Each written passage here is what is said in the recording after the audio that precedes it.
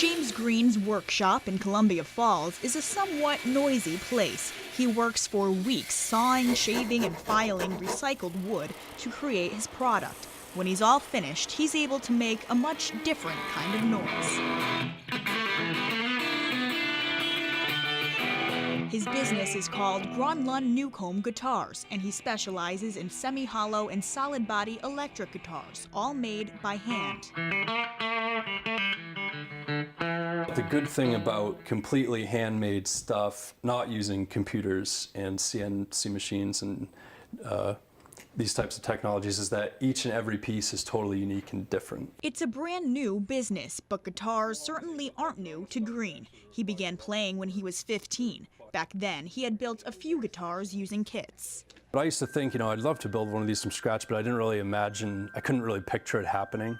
I think having not been formally trained, I don't think I could do what I'm doing and really be successful at it. He got that formal training about 2 years ago at a Lutheran school in Phoenix, Arizona. From there, Green moved to Washington State to work at Warmoth Custom Guitar Parts. Worked on the neck crew. We built guitar necks day in and day out. About 5 other guys I worked closely with, and we would build about 50 guitar necks a day. Then about 8 months ago, Green moved back to Maine to start his own business in his home state. I think really what I'm trying to do now is make my vacation my vocation. Though each one is unique, Green's guitars have a specific look to them. I have a shape here that I'm mostly trying to stay within because I think that's the way that I can make my mark. Have a shape that is out there and that people recognize as being my own. But he knows that musicians or collectors purchasing a handmade guitar might be looking for some custom specifications. I do and I will make custom anything for anyone who asks. What Green creates is a work of art, but unlike other art forms, his has a specific function. The most important thing is that it plays well. It's one thing to have it look really good, but will it play? Will it hold tune? And a very close second is it sexy? Does it look really cool? Making something beautiful that can make music.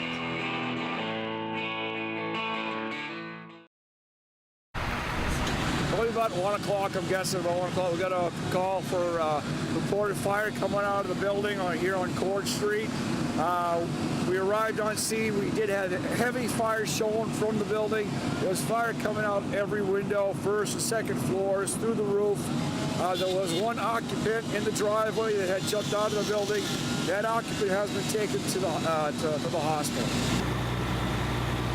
We had issues right away with trucks not going into pump gear, valves staying frozen. But right now that we got the water flowing, things are going pretty good. The guys are keeping warm. We're kind of watching each other and making sure everybody's okay. We'll be here probably a good portion of the day. There's going to be a lot of digging and ripping and tearing on the interior. I don't know what the inside looks like because we went to defensive operations immediately, so I'm assuming the structure is not stable, so we're going to be doing a lot of digging from the outside. Fire marshal has been called to help with the investigation. Way too early right now to really come up with an origin or a cause.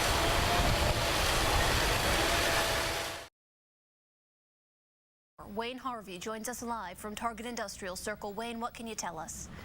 Well, Carolyn, what we know at this point is the initial call came in around 3:30 this morning for just a report of a burning vehicle. It took crews a while to get those flames extinguished. It was what?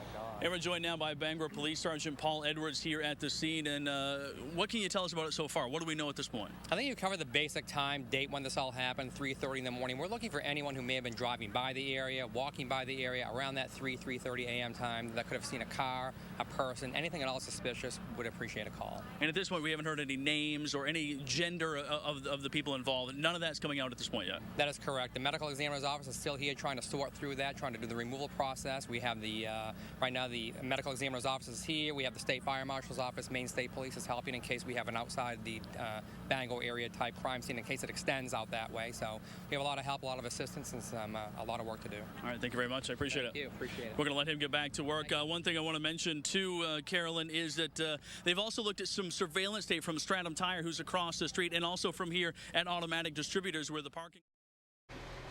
It's around 9 in the morning at Oyster River Wine Growers in Warren. Owner Brian Smith is heading past the vineyard in the back. He's a wine grower during the warmer seasons and has recently started a winter business.